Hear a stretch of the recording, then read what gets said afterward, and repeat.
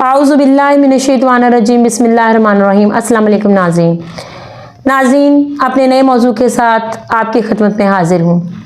सबसे पहले चैनल को सब्सक्राइब करें, बेल आइकन के बटन को दबाएं ताकि मेरी अगली वीडियो बर वक्त आप तक पहुँच सके। नाज़रीन, मेरा आज का मौजू जो है वो मेरी बहनों के लिए बहुत ख़ास है।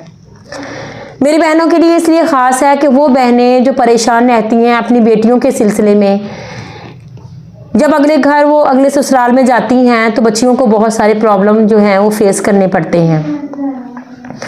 तो इस बारे में आज हम गुफ्तगू करेंगे कि बच्चियों को हम किस तरह की तरबियत दें कि वो अपने ससुराल में जाकर किस तरह से अच्छे तरीके से हर चीज़ को मैनेज कर सकें, दूसरों को किस तरह से वो फेस कर सकें, दूसरों को किस तरह से हैंडल करें, शौहर के साथ उनका रवैया किस तरह का होना चाहिए, सास के साथ किस तरह का होना चाहिए और घर के बाकी अफराद जो हैं उनके साथ वो किस तरह से चलेंगी और हर दिल अजीज़ जो हैं वो अपने ससुराल में बन सकती हैं, अपनी इज़्ज़त वहाँ पर बना सकती हैं और अपनी ज़िंदगी को एक खुशहाल और कामयाब ज़िंदगी बना सकती हैं। बेटी की तरबियत में इस तरह की 5 अहम बातें मैं आपको बताऊंगी जिन पर चलकर आप अपनी बेटी को एक कामयाब बीवी, बेटी, बहू बना सकेंगी। सबसे पहले नंबर 1 पर आप अपनी बेटी की जब भी तरबियत कर रही हैं तो बच्ची को शुरू से ही उसकी हर ज़िद जो आप पूरी करते हैं, बेशक वो आपकी अकलौती औलाद है, लाडली है, आप कभी भी उसकी हर ज़िद जो है वो पूरी ना करें।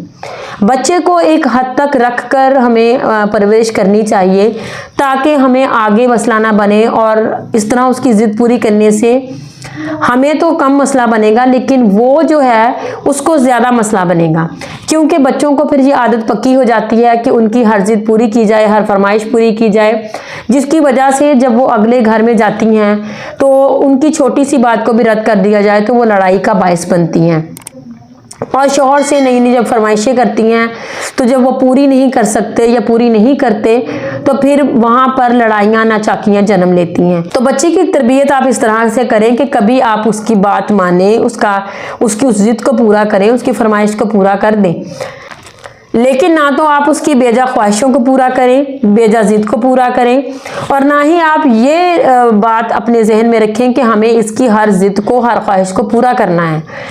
कभी इग्नोर कर दें, उसको समझाएं कि नहीं बेटा इस तरह से नहीं करते, इस तरह से उसकी ये आदत नहीं बनेगी कि उसकी हर फरमाइश को पूरा किया जाए।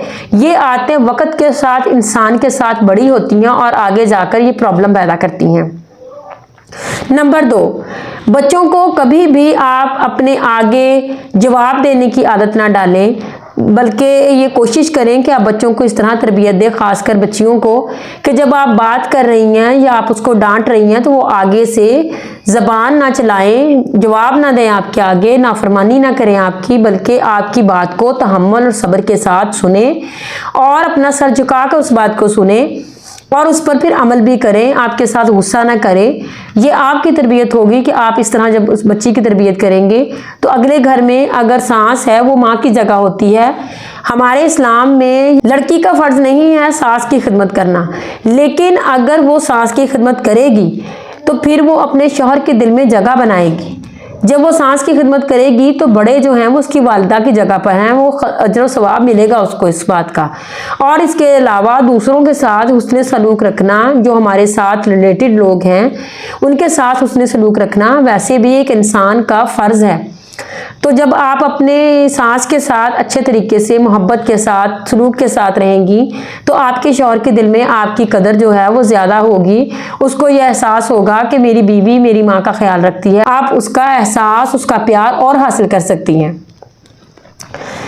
तीसरे नंबर पर जो मैं बात आपको बता रही हूँ, ये बात आप लाजमी अपनी औलाद की तरबियत में इसको बताएं कि सबसे पहले जो तीसरी बात मैं आपको बता रही हूँ वो ये है कि आप अपनी बेटी को शुरू से ही सुबह वक़्त पर उठना और नमाज पढ़ना सिखाए।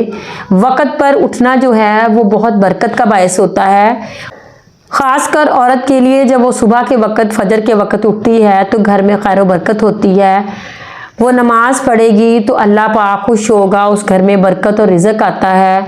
और इसके अलावा घर के सारे काम जब वो टाइम पर एहसन तरीके से निपटा लेगी तो घर भी साफ़ सुथरा होगा, हर बंदे को अपना प्रॉपर हर तरह से काम भी मिल जाएगा किया हुआ, और इस तरह से घर में एक जो रौनक और बरकत है वो पैदा होती है। जो बच्चियां सुबह तक सोती रहती हैं, वालिदैन उनको उठाते नहीं हैं, और माएँ जो हैं वो मैंने बहुत सी ऐसी जाहिल माएँ देखी हैं। जाहिल से मुराद है कि वो पढ़ी लिखी भी होती हैं लेकिन वो क्या करती हैं कि अपनी बच्चियों को सुबह उठाती नहीं है उनको, कि इनकी नींद ख़राब होगी, अगले घर जब जाना है तो यही कुछ होना है, तो यहाँ पर ये आराम कर ले, यहाँ पर ये अपनी मर्ज़ी से सो जाए।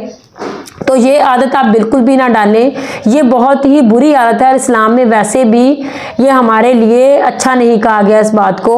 हमारे इस्लाम में सुबह के वक़्त उठना, फजर के वक़्त उठना जो है वो खैर व बरकत का बायस है।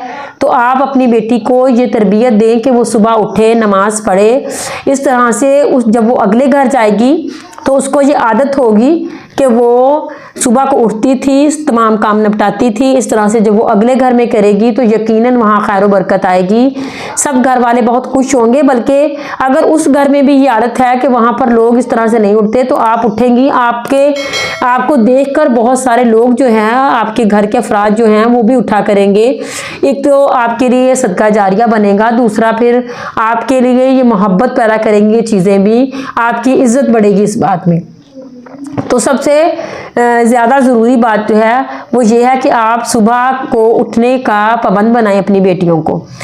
इसके बाद चौथी बात जो है वो ये है कि आप अपनी बेटी को बेशक कितना भी पढ़ा रही हैं, आप अपनी बेटी को किस तरह के भी स्कूल कॉलेज में पढ़ा रही हैं, किस तरह की भी तालीम दे रही हैं, लेकिन खानादारी जो है वो अमूर खानादारी हर औरत को आनी चाहिए।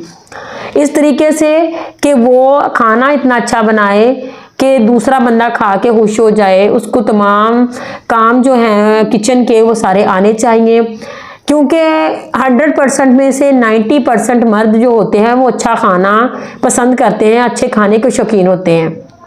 तो जब वो खाना अच्छा बनाएगी तो जाहिर सी बात है, एक तो आपकी हेल्प होगी, आपकी बेटी जो है जब वो आपके साथ काम में मदद करवाएगी तो एक तो आपका फ़ायदा है, दूसरा उसकी अगली ज़िंदगी में उसके लिए बहुत ज़्यादा फ़ायदा है। जो बीवियां खाना अच्छा नहीं बनाती उनके शौहर अक्सर उनसे नाराज़ रहते हैं, और जब दूसरों की तारीफ़ें करते हैं तो फिर बीवी को ये बातें बुरे लगती हैं, और इस वजह से भी फिर घर में नाचाकियाँ लड़ाइयाँ पैदा होती हैं कि तुम्हें तो फलां की बीवी के हाथ के बिरयानी अच्छी लगी थी, मैंने बनाई थी तो तुमने तारीफ़ नहीं की। आप खाना इस तरह का बनाएं कि आपके शौहर को अगर किसी बात की परेशानी है, गुस्सा है, आपके साथ नाराज़ हैं, तो आप इतना अच्छा खाना बनाकर जब उसके आगे रखेंगी तो यकीनन वो खुश होगा और उसके दिल में आपकी इज्जत भी बढ़ेगी और मोहब्बत भी पैदा होगी।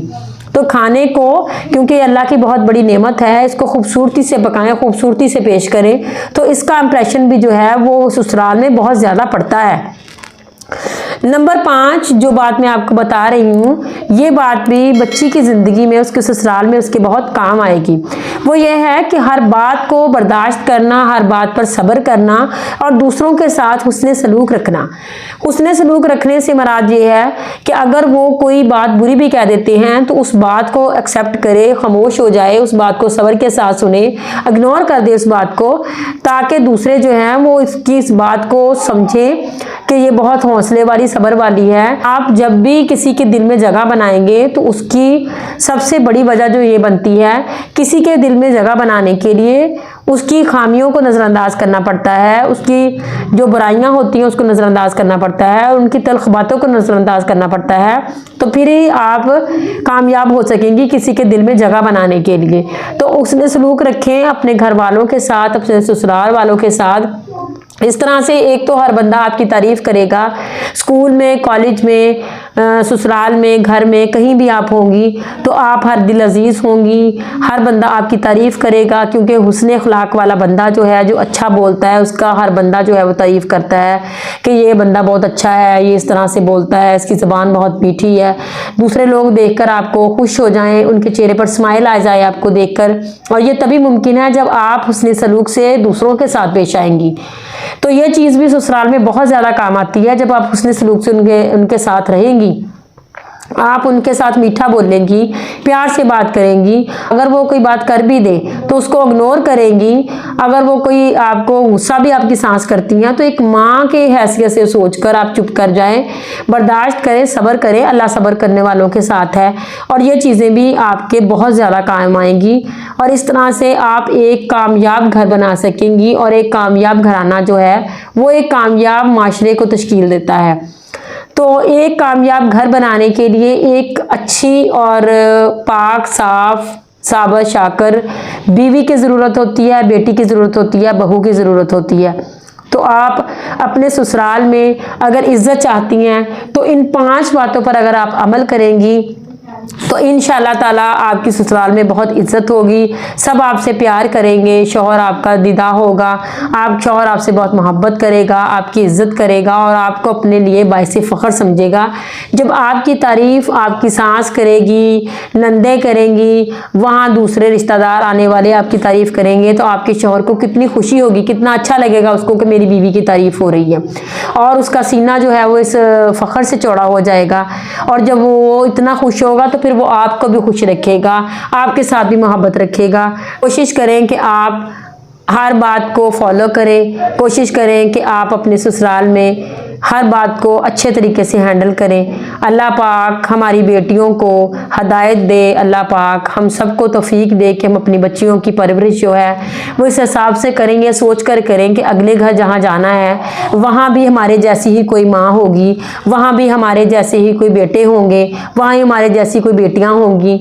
और सबसे ज़्यादा शौहर जिसके दिल पर राज करने के लिए उसकी बहुत सी बातों को बर्दाश्त करना पड़ता है, बहुत सब्र व तहम्मुल के साथ रहना पड़ता है, बहुत मोहब्बत के साथ रहना पड़ता है।